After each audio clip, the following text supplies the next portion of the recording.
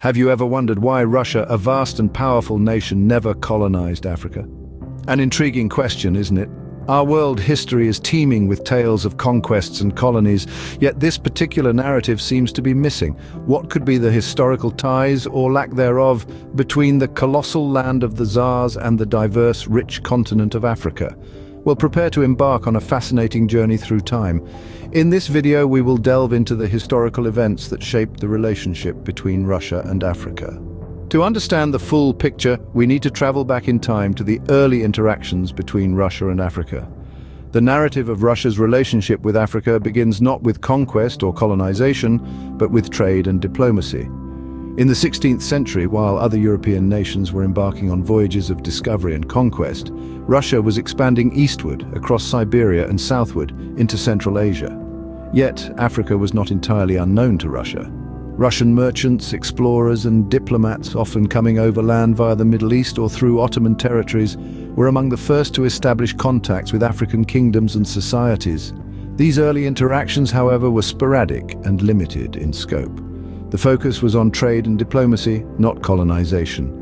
Crucially, unlike Portugal, Spain, England or France, Russia had no direct maritime route to Africa.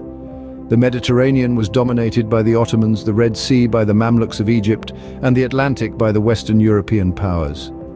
This geographical distance and lack of seafaring tradition made Africa a remote and difficult-to-reach place for Russia. Moreover, Russia's primary interest lay in consolidating its vast Eurasian territories and countering the threats from its European and Asian neighbors. Africa, for all its wealth and diversity, was not a priority in the Russian grand strategy. Thus, the geographical distance and lack of direct maritime routes were among the initial limiting factors for Russian colonization in Africa. When the scramble for Africa began in the late 19th century, Russia was notably absent. This absence wasn't an oversight, but rather a product of Russia's unique political and social climate during this period. Russia, unlike its European counterparts, was grappling with a series of internal issues that significantly limited its capacity to engage in colonial pursuits. One such issue was the Crimean War, a grueling conflict that lasted from 1853 to 1856. This war, fought primarily on the Crimean Peninsula, was a significant drain on Russia's resources, both human and economic. The country was simply too preoccupied with its own survival to consider external expansion. At the same time, Russia was undergoing a major societal transformation. The abolition of serfdom in 1861 was a significant step towards modernization, but it also created considerable upheaval. With millions of former serfs suddenly granted their freedom, Russia found itself in the throes of a social revolution. The government's primary focus became managing this transition and ensuring the stability of the nation. Beyond these internal concerns, Russia's geopolitical interests were largely oriented towards the east, not Africa. The country was keen on expanding its territories in Asia, particularly in regions like Siberia and Central Asia. Russia believed that these areas offered more strategic advantages and resources that could support its growing population and industrial sector. So, while the rest of Europe was scrambling to carve out chunks of Africa, Russia was embroiled in its own battles, both at home and towards the east. Africa, with its unfamiliar climate, distance, and lack of immediate strategic interest, didn't top the list of Russia's priorities.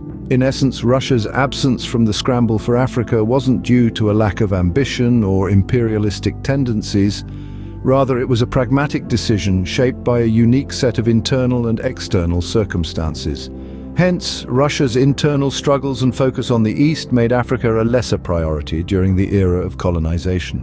While Russia never established colonies in Africa, its engagement with the continent did not end. In the post-colonial era, Russia's relationship with Africa took a unique turn. Rather than seeking to extract resources or establish physical dominion, Russia opted for political and ideological alliances.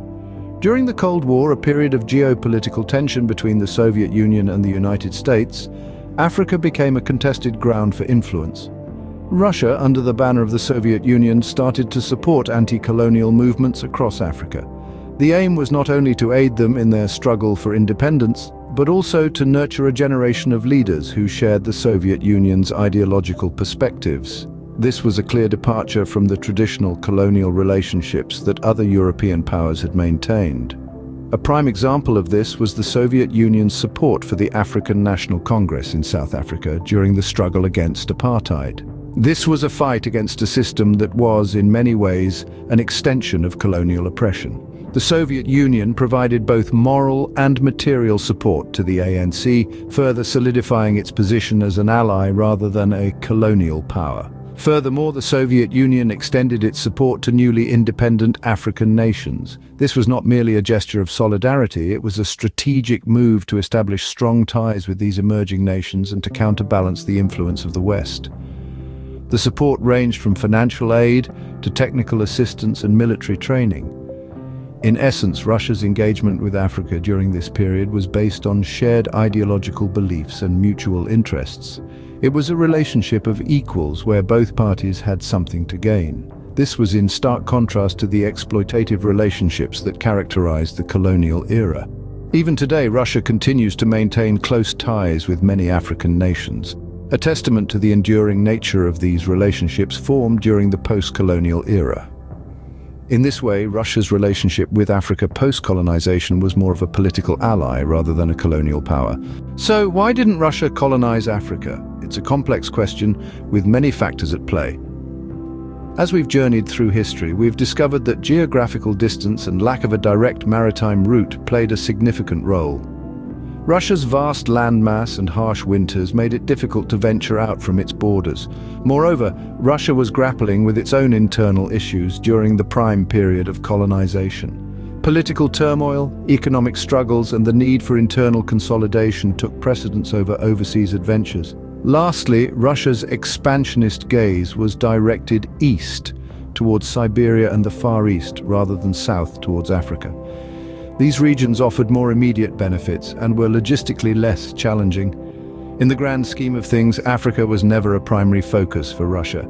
The story of Russia and Africa is a fascinating tale of missed opportunities, unique circumstances, and divergent paths. Thank you for joining us on this historical journey.